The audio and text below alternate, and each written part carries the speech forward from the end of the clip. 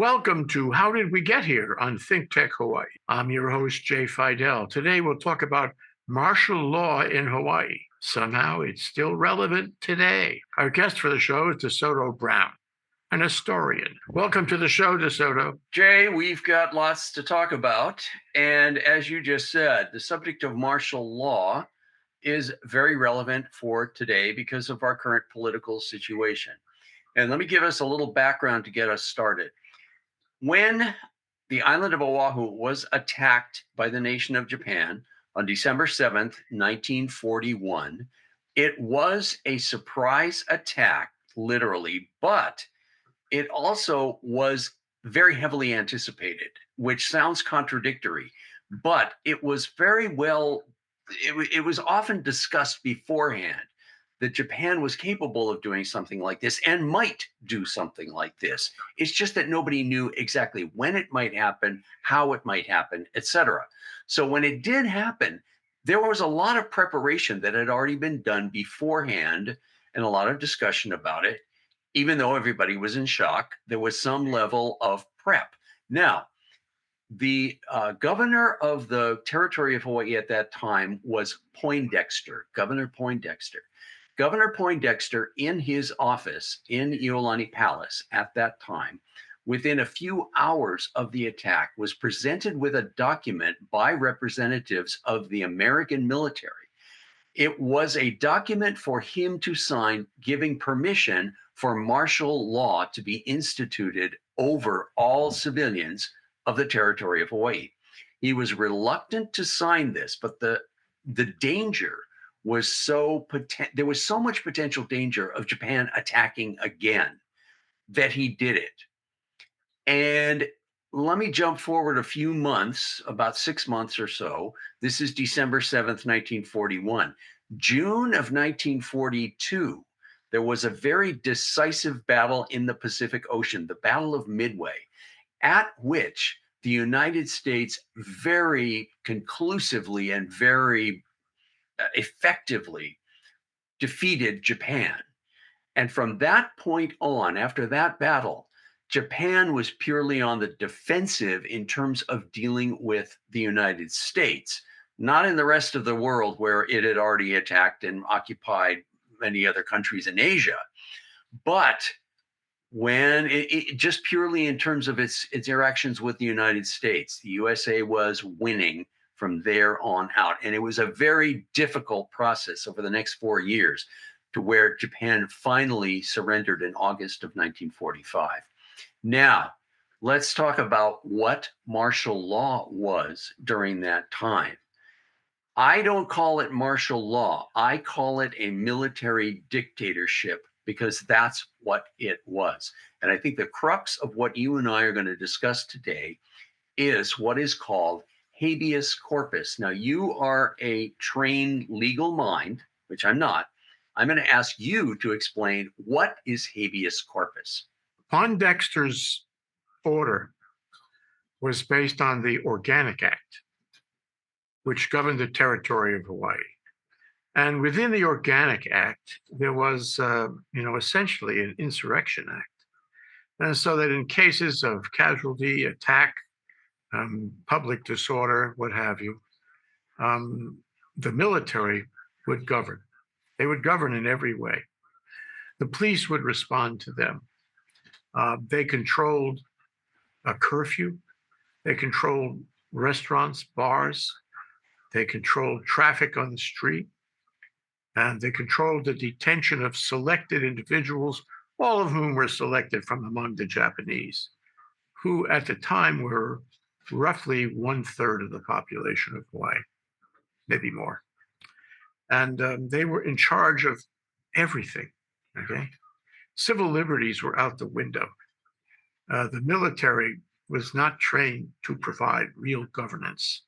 They were trained to provide governance without civil liberties and without all of the constitutional guarantees.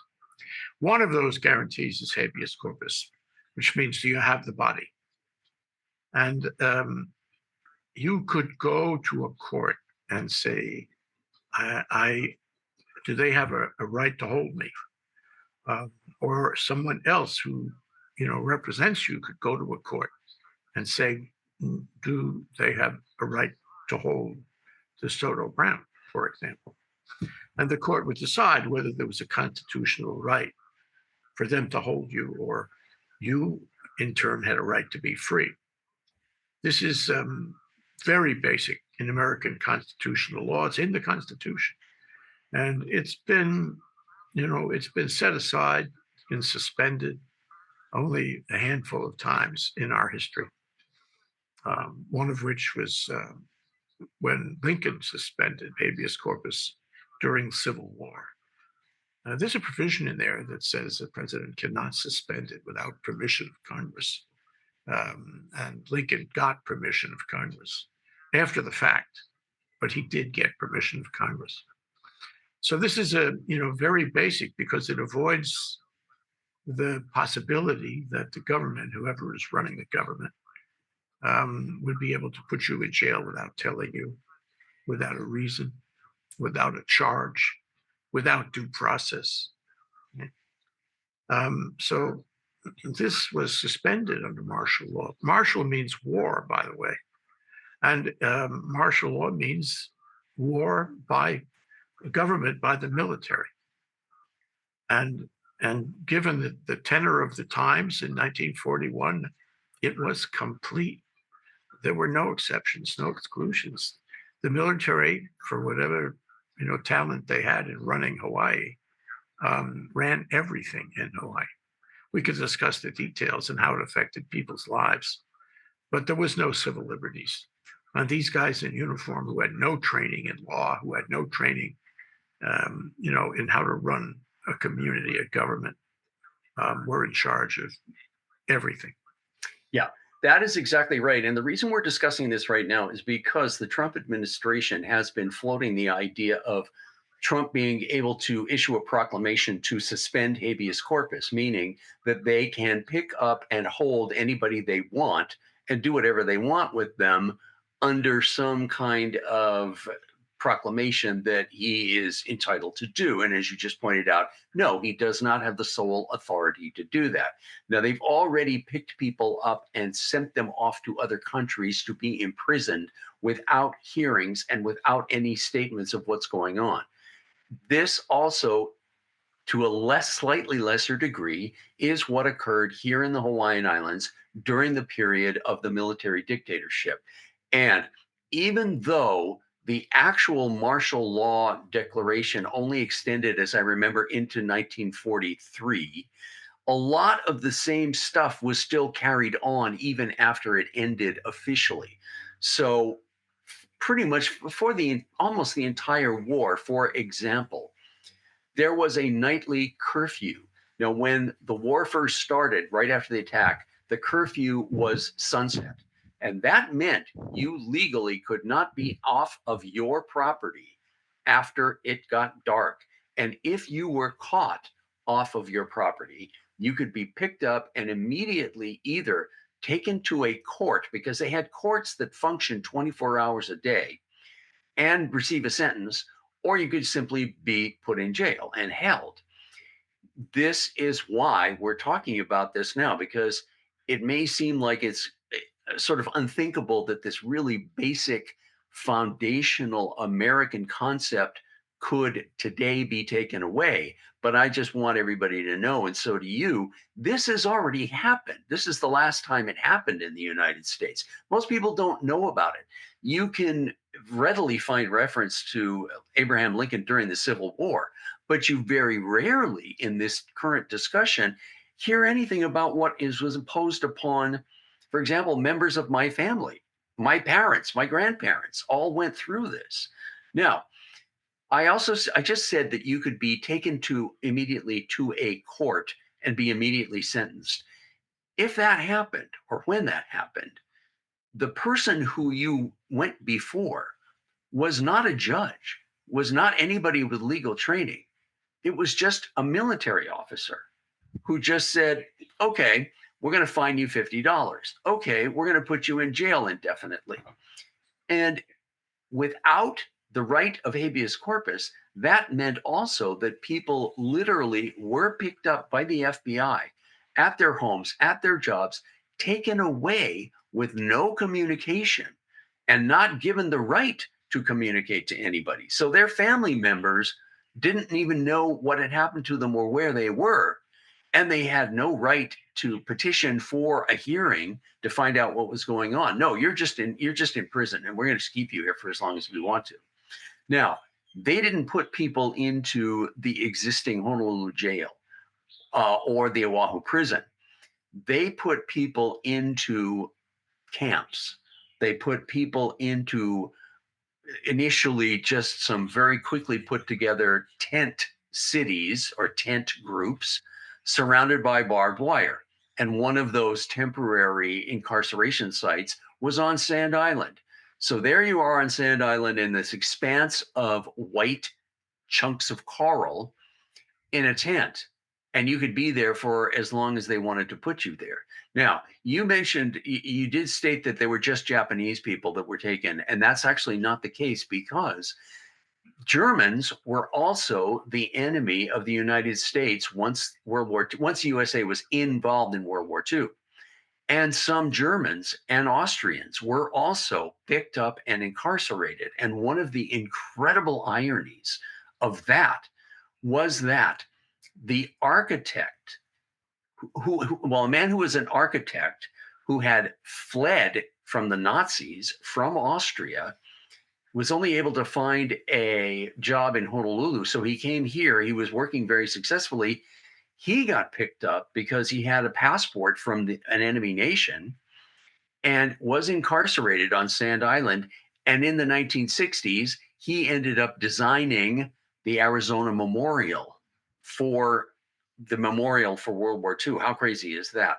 But in any case, what you said about this lack of any rights on the person who's been picked up or incarcerated is the most relevant portion of what we are discussing today for how this might affect current day United States citizens and others who happen to be in the United States who are not citizens. Now, I have read that even if you're not a citizen and you're physically in the US, I don't know if you still have the right of habeas corpus, or whether you have a right for a hearing.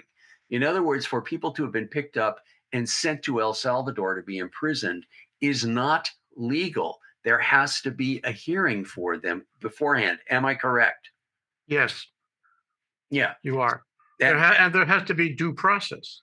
yeah. They have to appear in front of a judicial officer, Yeah. and be able to state their case, and the judicial officer has to make a decision about whether their detention is legal under the law, rule of law. Yeah. Yeah. Which is not being followed now, which already isn't being followed and has not been followed for people who literally have been sent to prison in El Salvador.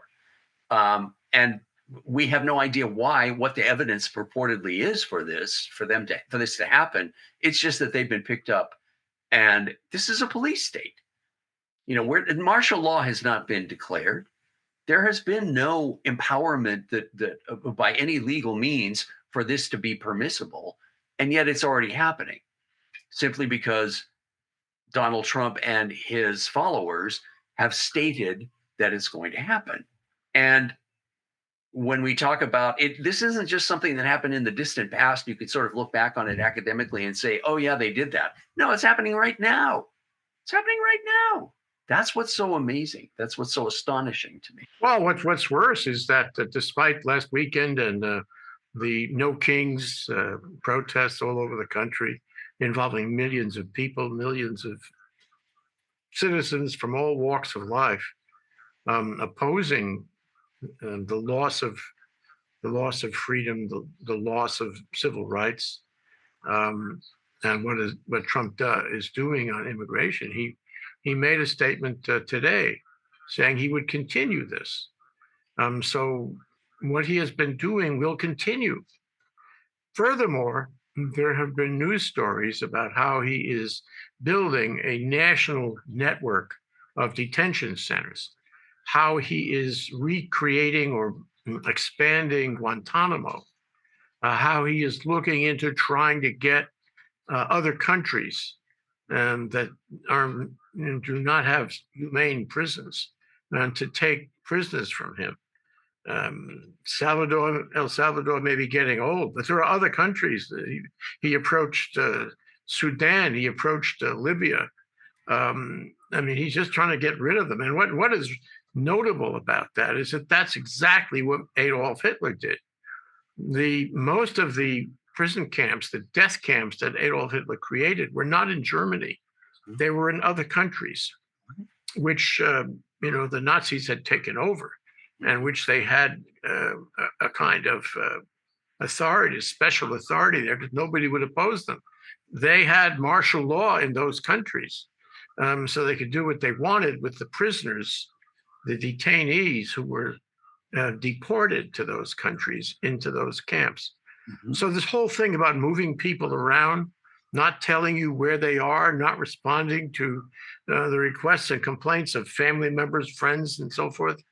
Trump will continue to do that, and you won't know whether that the particular detainee is in this country or what detention center he happens to be in. Trump is building a lot of them, and it'd be really difficult to find out which one, a given person is in.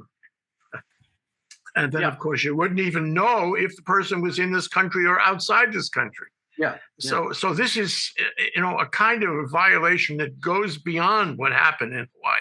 Now, I will also point out, and many people will already know this, that during World War II, in North America, everybody who was ethnically Japanese pretty much was rounded up and put into a camp. And the camps were, again, nobody had been found guilty of any crime. It was simply that they were an easy target because they looked different and they were a minority. So it was easy to pick them out, round them up, and put them in camps. And there were a number of these camps, all of which they were not prison camps per se, but they were incarcerated. They were in jail. They were surrounded by barbed wire. There were people who attempted to get out who were shot and killed. And all of the living quarters were very Spartan. They were uncomfortable. They weren't even made initially for people to live in. In some cases, people lived in horse stables. They just got put into horse stables and said, this is where you're going to live. And this was everybody. This is everybody from the oldest to the youngest, to the newborn. Well, not in Hawaii. No, well, in Hawaii. Yes, there was. Yes, there was, because the Honouliuli camp. What I mean to say, DeSoto, is that there were so many Japanese in Hawaii. Yeah. They couldn't possibly detain them all in camps. Correct. That is true. But they also, and interestingly enough, in reference to what you just mentioned, other countries also rounded up Japanese citizens and sent them to the United States to be incarcerated as well. Countries in Central America and South America also did that too. So this was not done on a wholesale level in the Hawaiian Islands, as you just pointed out rightfully. What many people will remember is that during World War II in North America, pretty much every one of the ethnic Japanese people were rounded up and incarcerated in a group of camps that were in different states, in different locations. In most places, they were put under very harsh conditions. They were put immediately in buildings that weren't even meant to house people. I mean, there were people who were put in horse stables, for example, in one place. And these camps were surrounded by barbed wire. And even though they did live a semblance of normal life inside, they were still in prison. And if you tried to escape, they shot you. Now, this did not happen here in the Hawaiian Islands. And there was just a really basic reason why it didn't. It's not that people suddenly felt that it would be wrong and it would be not good to do this to the Japanese people. It was because the Japanese were such a large portion of our population that it was simply not possible to put all of them in prison and have a functioning economy. It was not possible, for example, there was one idea of, well, let's put all the Japanese on the island of Molokai. Well, that wasn't going to work because there wasn't enough building equipment or building material to build the living quarters for all these people that they would require, much less there was not enough transportation capacity to move all those people even to another island, much less to North America. So as a result, even though a section of the Japanese population here was incarcerated. And those people, in some cases, were held for the entire duration of the war. Those who were chosen for this were not necessarily the bad guys. They weren't the people who had been bad mouthing the United States. They were instead the leaders of the local Japanese community. They were the well known people, they were the decision makers. They were the ones who were put in prison here so that the local Japanese community did not have the leadership. And it was easier for everybody to be put under control. And the important thing was, since it wasn't possible to take away everybody who was ethnically Japanese, everyone in the entire territory of Hawaii instead was put under those incredibly restrictive conditions, regardless of what your race was, regardless of what your age was, regardless of anything. You were, along with everybody else, essentially put in prison for a number of reasons. And I mean, when I say put in prison, you were not literally put in a prison building, but your life was so constrained that it might have been just the same as being in prison in some ways. And I think I want to talk a little bit about what those conditions were that everybody lived under. So, as I said earlier, everybody was under a nightly curfew from December 7th, 1941 to July of 1945. That was 1 month before the war ended. There was no chance that the Japanese were going to attack by 1945. And there was no chance that anybody at night was going to be doing bad stuff. It was just, we're going to continue to do this because we're going to keep you under our foot. We're going to keep you under the heel of our boots just because we can do it. So, again, every single night, if you went out after curfew, you could be arrested, or you had to get a permit to go out after night, to go out after the end of the curfew. And so these little slips of paper, which I have in my collection, are permits for people to go out after 10 o'clock at night. That's a police state, for crying out loud. What else was everybody put under? Well, everything was censored. So the newspapers, the magazines, the radio broadcasts were all censored. All telegrams were looked at by censors. All long distance phone calls were listened in on by censors. And everybody who made a long distance phone call had to speak English so the censor could tell what you were talking about. All mail was censored. So every letter, every postcard that you sent to anybody, somebody opened it, somebody read it. And if you said something or wrote something that was considered censorable, like you talked about anything military, specifically like when a ship was sailing or anything like that, it would either be crossed out or cut out of the thing that you were sending. Obviously, there's no free speech. There's no free press. So everything gets censored. And very importantly, there was no longer a normal process to pass laws. The military dictatorship simply issued edicts or proclamations or statements. We're now going to prohibit this. We're now going to not let you do that. We declare that this is now the rule, and everybody has to follow it, regardless of whether you're in the military or whether you're a civilian. And the point is, in the military, that's how the military functions. You are given orders and you follow orders. You were in the military, you know that personally, which I do not. But that's how the military functions. There's a hierarchy, and the people on top tell the people below what to do. In the civilian world, that's not exactly how it's supposed to function. Yes, there are people who still tell us what to do to a degree, but we have the legal process, we have the legislative process to go through to pass laws, and laws can be amended, laws can be changed. In a dictatorship, that's not possible. The average person has no voice, cannot say, I object to this, I want to work to make this different. No, it's simply, we're telling you this is what we're going to do, and that's what you've got to do. One odd last thing I want to mention too is that all photographs were censored. So everybody who took a photograph, if you were an amateur, if you were a professional, regardless, your photographs, the great bulk of people's photographs, had to go to the Kodak processing plant on Kapiolani Boulevard in Honolulu, where once they were printed and paper prints were made from the negatives you took. This is the technology of the time. If you took a picture of something considered censorable, they just didn't give it back to you. So this means that the photographs that survive from this time period of World War II, in many cases, don't show a lot of stuff. The only people who could take a bunch of different pictures without any censoring were military photographers. So if you're looking for photographs of a bunch of different things from this historic period, the only pictures that exist are the ones taken by military photographers who were not under those restrictions. Because everybody else, a civilian, you couldn't take a picture of any military base. You couldn't take a picture. I mean, really, at the beginning, it was preposterous. You couldn't take a picture of any barbed wire. And there was barbed wire everywhere along all the coastlines of the Hawaiian Islands that people could reach. No shorelines, no nothing, no military buildings. So this is something that everybody lived under all the time that they just had to accept.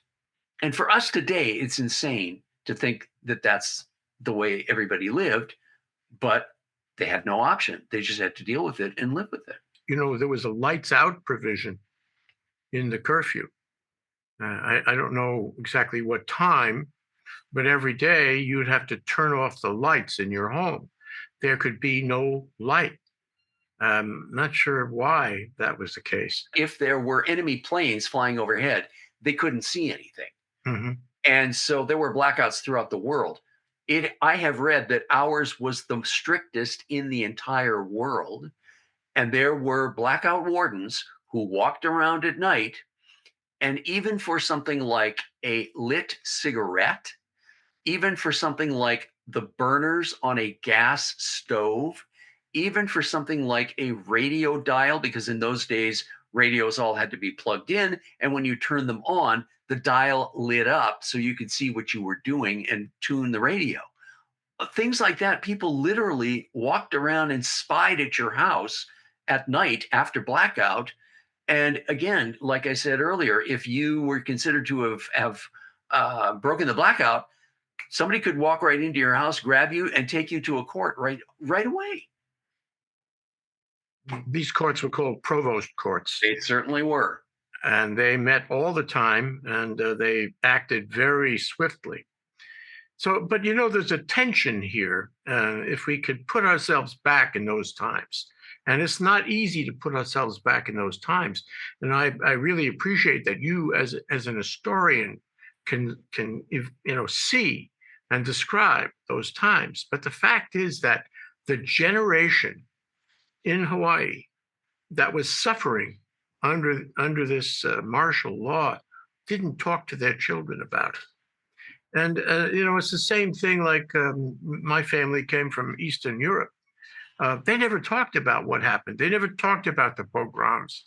They never talked about the changing borders and all the casualties of all those wars. The same thing here. I guess it was unpleasant. They didn't want to tell their kids. They wanted their kids to have a better life without martial law. So when you take the censorship of everything, photos, newspapers, radio, and on top of that, you have one generation not telling the next generation. We have precious little information about what happened and how they were deprived. It's like they always say, war is told by the survivors. The history of war is told by the survivors. Those who died or were, somehow incapacitated, they don't get a chance to tell us what happened. And for that reason, I don't think that if you approach the downline generations here in Hawaii right now, they would not know about these things. No. The other thing I wanted to mention is it comes out of Allegiance. Allegiance was a Broadway play, and it was organized by some Japanese people here in Hawaii, and it was I saw it. I saw the before it hit Broadway, and then I actually went to New York so I could see it in the opening weeks. And it was a remarkable play about Japanese in the internment camps. And the picture you got wasn't that bad because these people were trying to demonstrate their patriotism, their loyalty. And the tension in that play, which I'm sure existed here as well, is on the one hand, you have Japanese people who didn't want to be treated as spies. They didn't want to be treated as anti-American. They wanted to be seen as loyal. Okay. So they were happy to follow all the rules you just identified. And they were happy is the wrong word for the camps, but they did not complain about life in the internment camps. And that's what this play was all about. And the other side, there were two sides. The other side of the Japanese dichotomy, if you will, was, wait a minute, we're American citizens. What are you doing? And then you tell us that you want us to put a uniform on and go to Europe and get killed on a battlefield so we could protect the United States so it can do this to our people? You got to be kidding. And so, one half was, I couldn't say what the percentages was, but one part of the Japanese community was trying to be as patriotic as they could be. And the other part was not at all happy with what's going on. And I think it's a very interesting dichotomy. And I suppose that's what you have when you have martial law that's based on this kind of political, attack from a foreign country. In fact, that's what you have when you have martial law. Some people go along thinking the justification for martial law is okay, it's acceptable. And other people are saying, wait a minute, we have a constitution. You can't do this. You're not justified at all. And this country has had a dozen experiences with martial law. The one in Hawaii was maybe, in a funny way, the worst of all because of the complete deprivation of civil liberties here and the number of people who were affected and the number of people, hundreds of thousands of people who were incarcerated. It was really awful. Reparations will never be enough, actually. And so I'm thinking it's sustained. And when you have martial law, you really, even assuming it's justified, and that's something we should discuss, even assuming it's justified, you have to try to be decent. You have to try to be civil. You have to try to be humane. And the experience in Hawaii was not decent, not civil, not humane, but the Japanese took it. The Japanese as a group, they didn't complain. There's a term that's used in that play I told you about, Allegiance, called gamon. It's a Japanese word, Gamon. And what it means, we will persevere. We will understand the situation. We will tolerate. Yeah. And that was the feeling in the Japanese community here and in the internment camps. And there's also a Japanese expression, shikata ga nai, which means there's nothing can be done about it. So you just have to accept it. And of course, in Japanese culture, there's a lot of stoicism, even today, of acceptance, a very different concept than the American ideals and whatever, but we won't get into that. But in general, you are absolutely right about people having accepted martial law at the time and not carried on resentments in the way that you would have thought. So, for example, I wrote a book about Hawaii during World War II back in the 1980s. And at the time, I interviewed my parents and all of their friends and my relatives, et cetera. I just talked to them casually about this. Now, I had already grown up hearing the phrase like, oh, well, during the war, this happened. Oh, during the war, we couldn't do this. I remember as a child in the pediatrician's office, my mother talking to the nurse, this in the early 1960s, 20 years after the war. And them talking about the blackout and the nurse saying to my mother, "Oh, I got a terrible black eye from walking into a door in the blackout that I couldn't see." And it was just kind of anecdotes like that. But yes, there was a great deal of acceptance, and there was a great deal of, well, this is all for the war effort, so we just have to deal with it, because everybody in the United States had to deal with the war in some way. There were deprivations in many different ways. But in addition to that, for the Japanese in particular, as soon as the war started, they were in great fear of what might happen to them, with good reason. And they destroyed a lot of ethnically Japanese stuff in fear of what it might bring upon them. So if you had a picture of the emperor, picture of the empress, if you had Japanese publications, if you had Japanese clothing, if you had these types of things, people burned them, people destroyed them, people got rid of them. And so there's a chunk of stuff that got destroyed intentionally because of that fear. And that again affects what we have in later years to figure out what was going on at the time. Let me also just mention, too, that another part of this military dictatorship was that everybody had an ID card. This is the police state situation of show me your papers, show me your identification. Everybody had to have a card issued by the local government saying, this is who I am and this is my nationality. Am I an American or am I not an American? And you had to have that all the time. And it had to be produced if you were stopped and told you had to do it. And again, that is a police state situation that at the moment we don't have. Our driver's licenses function in that way, but there's no legal requirement that you must have an ID. You can be asked for it, but it's not like the government forces you to have a standard ID. So that's another part of it. Now, let me add yeah, something to that. yeah. There was money. Oh There yes. was Oh yes. Oh there yeah. was martial law money, Yes, there and was. it was regular American U.S. Bills, money bills, currency, but it was stamped with a red stamp, and that's the only kind of money you could have and spend.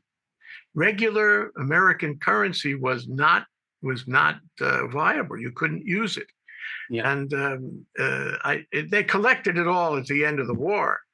But it Well, was actually, kind of okay, what actually happened was the reason for the currency was that if Japan managed to occupy the Hawaiian Islands and then get all this American currency, which it could then spend internationally, the point was these bills, which was again just the paper money from $1 and up, the US government, if that happened, could declare that Hawaii overprint money to be valueless. So Japan would not be able to use it to buy things from other countries during the war.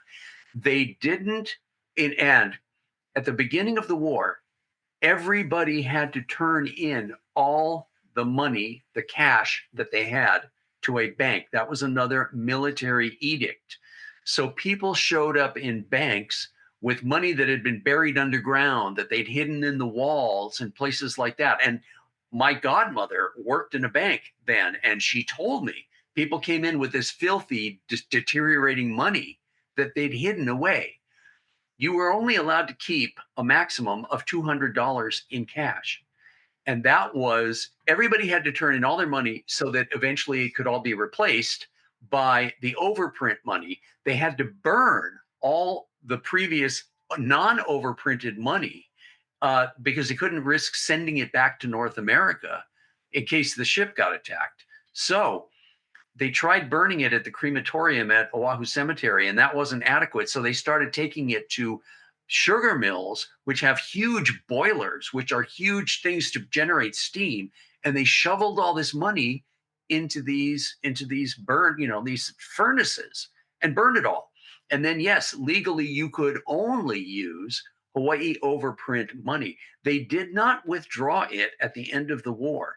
It just got taken out of service as it was returned to banks, and it was not in good condition. So it was possible to keep it, and you can collect it today. You can find it and buy it as a relic of World War II, which is what I've done because I have a collection of a lot of World War II memorabilia from the Hawaiian Islands specifically. But yeah, that's again, it's a police state. It's another one of the things of the police state. You can't. Well, Hawaii's status, Hawaii's loss of civil liberties, Hawaii's detention, incarceration was worse than any place on the mainland. Oh, yeah, absolutely. There was no martial law in Cincinnati. No. It was only here, Yeah. here. Yeah. Yeah. Yeah. And there was a court case that actually got to the federal Supreme Court, but the federal Supreme Court did not rule on it until after the war had ended in 1946. And their ruling was that martial law, as imposed in the Hawaiian Islands, had been unconstitutional. And the reason that the military was able to do it was that we were not a state, but we were a territory. And this, in turn, fueled people pushing very hard for statehood after World War II. That had already been discussed before World War II, but after the war, and we had been through this experience of not only being the only place that suffered a major attack, but also under this dictatorship, that people really pushed for it, saying, we don't want them to do this to us again. We don't want to undergo this again. If we're a state, they won't be able to do this. One other thing that happened during World War II was that the military simply arrived at certain places and said to whoever was there, whether it was a commercial building, whether it was a home, whether it was a school, we're taking this property over, get out. And the most famous example of this was that they went to Punahou School, which is unusual because you'd think that Punahou, being associated with the elite, powerful people of the Hawaiian economy, et cetera, would have been immune to that. But no, within hours of the attack, middle of the night, there's a night watchman there and everything's blacked out. And this convoy of trucks shows up and everybody says to whoever's there, you've got 2 days to clear everything out. We're taking over the entire campus and every one of your buildings because we've declared that we need them. They took over private property, again, simply by walking in. They condemned private property. They kicked people off arbitrarily. And this, again, is not just small individual landowners, but sometimes big people, big landowners. It's simply, we're here, we're going to take it over. They took over public parks and built buildings in them because they said, we need buildings for all this bureaucracy that we've created. Therefore, no, you don't get to use this public park anymore. You don't get to use Thomas Square anymore. This is off limits for civilians. We're building buildings here. And now these are military buildings and you may not enter. I mean, that is the type of thing that just went on all the time during the war. And civilians were powerless to fight against it or even object to it really to any degree. Because again, it's a dictatorship. There are two thoughts. One is, in order to fully understand what the military was doing and how people were reacting in all parts of the community, you have to see it through the lens of a very big war in the Pacific, a war in which Americans were being killed at a high rate. And all these island hopping battles, people died, a lot of people died. And that got back, of course. Everyone knew that they were dying. Everyone knew, this was a world war, both sides of, East and West. And so it was a certain amount of desperation going on, a certain amount of existential threat. And so the military had that in their corner. And people, I think a lot of people recognized that and accepted it. It was not just gammon. It was, this is an unprecedented world war. The other thing I want to, and this now on the other side of that same question is, you mentioned that on the same day as Pearl Harbor, the governor at the time, and I guess the territorial governor, declared martial law. Okay. And that lasted until 1944 or 45. And that would be 3 or 4 years. okay, way after the Battle of Midway. Query, and this is the toughest martial law, the only martial law in the country, and the toughest on people and on the community, for sure. Was it really necessary to keep it going on that long? Was it necessary to keep people incarcerated in the internment camps for that long? And the answer is clearly not.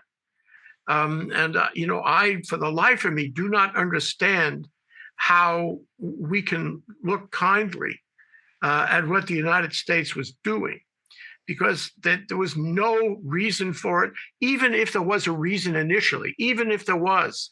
After a period of time, a year or two maybe, there was no reason whatever. And yet it continued. This was a time in which racism was rampant. This was a racist kind of phenomenon. And this was really awful. And as I said before, the reparations will never compensate not only what happened to the Japanese, but what happened to Hawaii. And I suggest to you that there's no damn excuse for keeping the martial law going on that long. Absolutely. No, you're absolutely right. And what you're saying now makes me want to tell you a little bit about the lead up to this. So, as you know, we just discussed the Organic Act of 1900, which solidified Hawaii's status as a territory of the United States. And within a few years of that, the American military began a very aggressive buildup, particularly on the island of Oahu. So that is when, by 1910, Pearl Harbor was being developed into this immense naval base, huge amounts of money, huge amounts of infrastructure being built, lots of ships being based there. And at the same time, the Army is building Schofield Barracks, which was the largest Army base anywhere in the world, U.S. Army base, bigger than anywhere else in the United States and elsewhere. In addition to the multiple forts which were built along the south shore of Oahu. So that's Fort Kamehameha and Fort Armstrong and Fort DeRussy and Fort Shafter and Fort Ruger. All of those were now taken from civilian owners. So there had been civilian owners, some of whom sold their property willingly, but many others just simply had it condemned and taken because the military wanted it. Okay, this is way before the war has started. Then, and I'm only going to touch on this lightly, but there was the Massey case in 1931, 1932, which really put the military and the civilian parts of the population at odds, because there was a military involvement and a civilian involvement.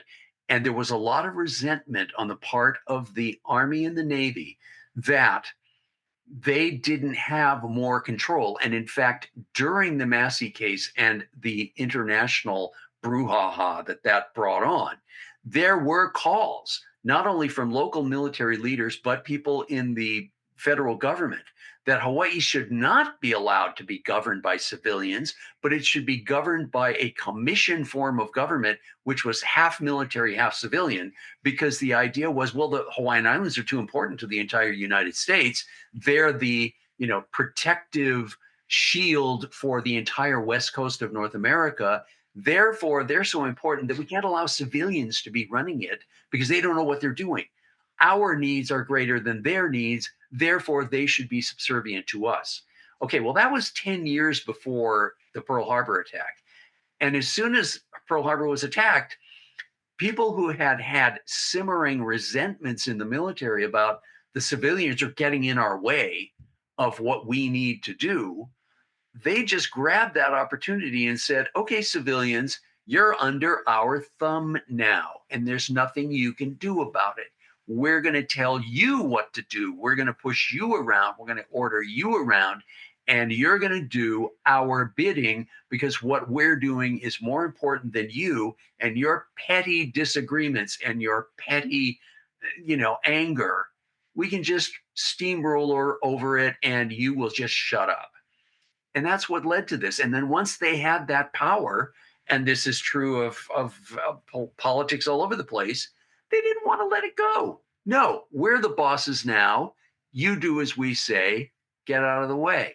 That's why they didn't want to give it up. And that's why, again, as I said earlier, once the war is over, once military rule is over with, people in the civilian government are saying we got to become a state, because otherwise, if we don't, they can do this to us again. And if we're a state, we have the stature to resist that type of takeover again. Yeah, well, say, I hear you. I hear you saying Dan Inouye in the 442nd.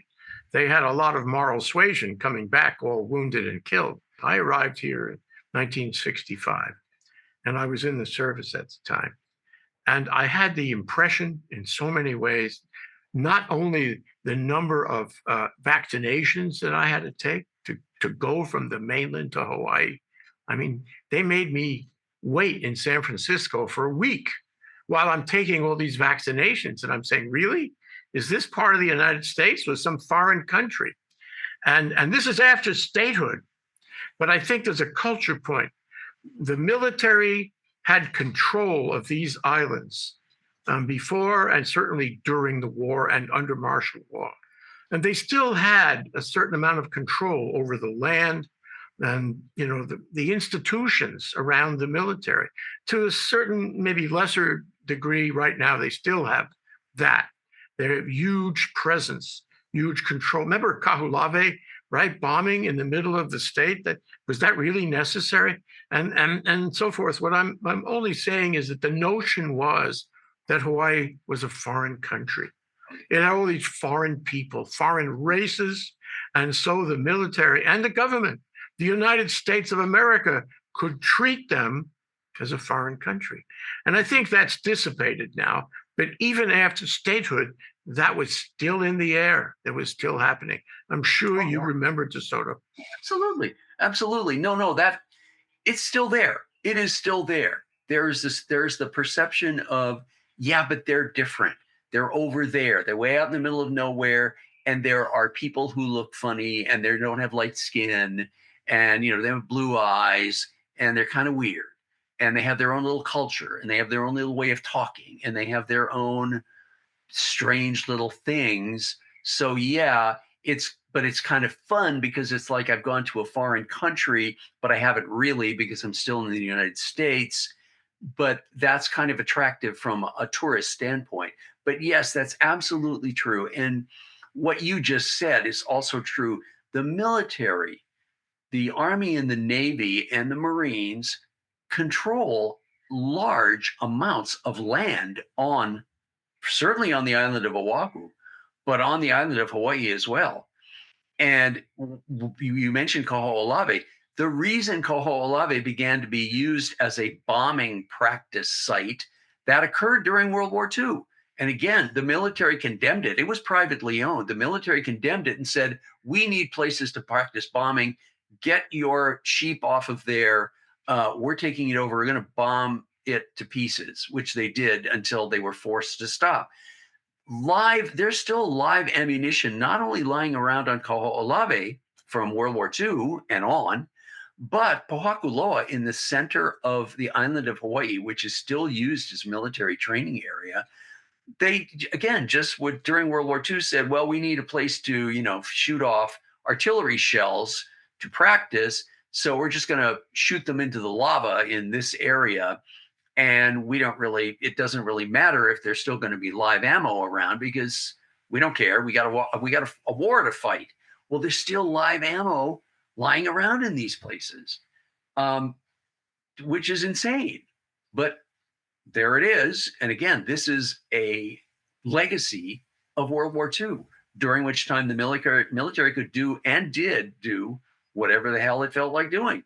Well, martial law was one hand clapping, and all this power and the land and the ability to condemn property and take things without compensation, very often without compensation, is another. So you put those two things together, and you have a stranglehold on the state for that period of time. And to me, I would leave it, and I'd like your final thoughts on this.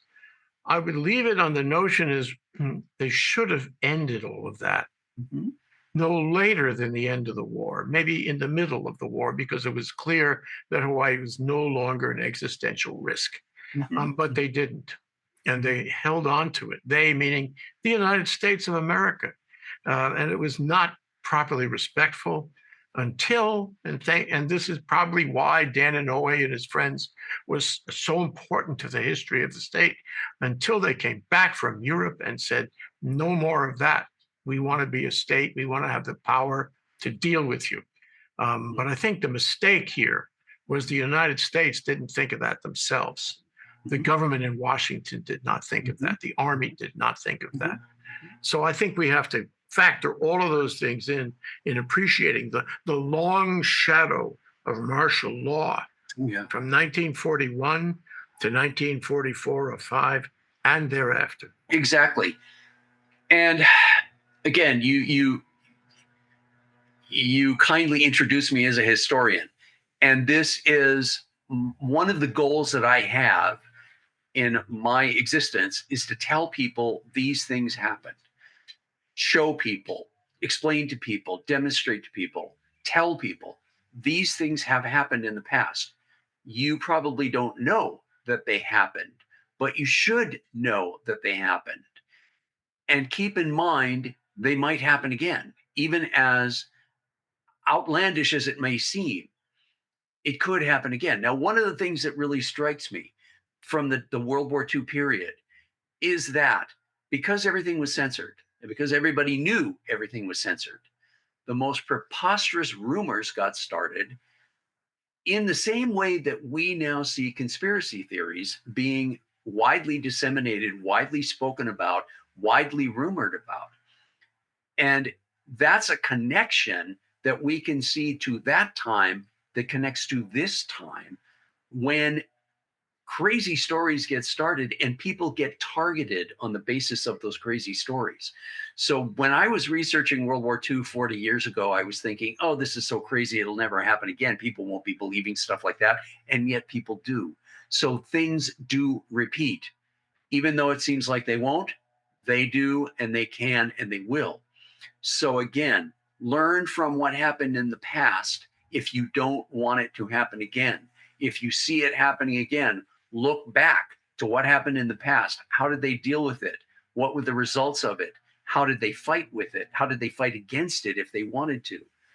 Because again, we will continue to face threats like that, not another world war, most likely, but threats to our civil liberties. And that's already happening. And that's what we have to be aware of. It could be like this again. Don't forget, and keep it in mind, and be prepared in case it happens again. Never again, DeSoto. We hope. We hope. We hope. Okay, we'll have to leave it there. Thanks so much to our guest, DeSoto Brown, an historian. I'm Jay Fidell, host of How Did We Get Here? We've been discussing martial law in Hawaii, a very interesting and relevant topic. Thanks to our viewers for watching. We'll see you again for the next one. Aloha. Aloha, DeSoto. Aloha, Jay.